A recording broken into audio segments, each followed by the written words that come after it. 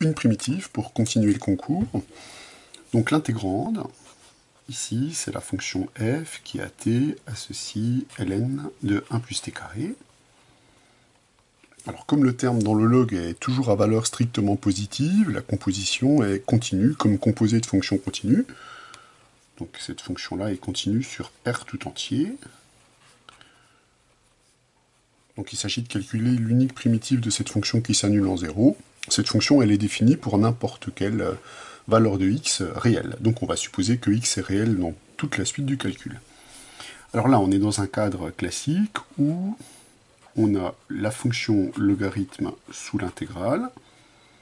Donc une première idée à laquelle on peut penser pour pouvoir s'en débarrasser, c'est de réaliser une intégration par partie. Donc je vais poser u de t est égal à ln de 1 plus t carré. Et je vais poser le terme à intégrer. Je vais introduire simplement le facteur 1 sous l'intégrale. Alors cette fonction est dérivable comme composée de fonctions dérivables, et sa dérivée, c'est 2t sur 1 plus t carré, qui est une fonction continue, donc ceci est dérivable à dérivée continue. Cette fonction est bien entendu de classe C1, et on va intégrer le facteur 1, alors on va l'intégrer en t, on n'a pas besoin de rajouter de constante pour simplifier l'intégrante de l'intégrale qu'on va récupérer après intégration par partie. Donc on a le crochet de u de t v de t, donc de t ln de 1 plus t carré, ceci pris entre 0 et x, moins. Alors l'intégrale de la nouvelle fonction, donc je vais tout de suite sortir le facteur 2 de l'intégrale. On va récupérer l'intégrale entre 0 et x, donc de t carré sur 1 plus t carré. dt.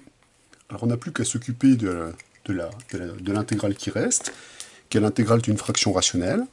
On peut déjà se débarrasser du terme t carré au numérateur simplement en introduisant 1 et en retirant 1 au numérateur, ce qui va nous permettre de calculer des intégrales qui sont plus simples. Donc on va récupérer que l'intégrale entre 0 et x de ln de 1 plus t carré dt est donc égal à, alors ce crochet vaut x ln de 1 plus x carré, moins la valeur en 0, mais comme le facteur t est nul en 0, on récupère juste 0, moins 2 fois.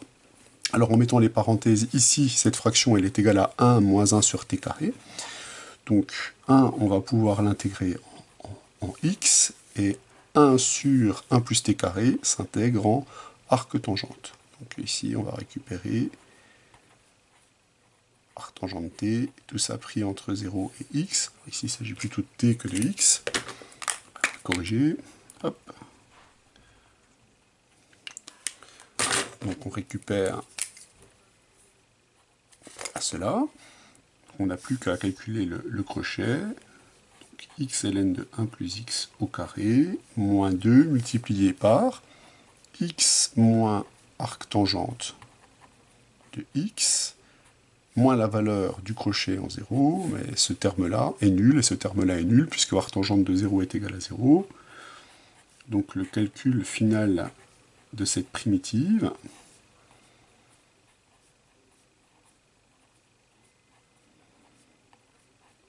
donne donc x ln de 1 plus x carré, moins 2x, plus 2 arc-tangente x. Donc là, on ne rajoute pas de constante d'intégration, puisque l'intégrale a des bornes. Ici, on calcule l'unique primitive de f qui s'annule en 0. Et voilà ce qu'on a obtenu.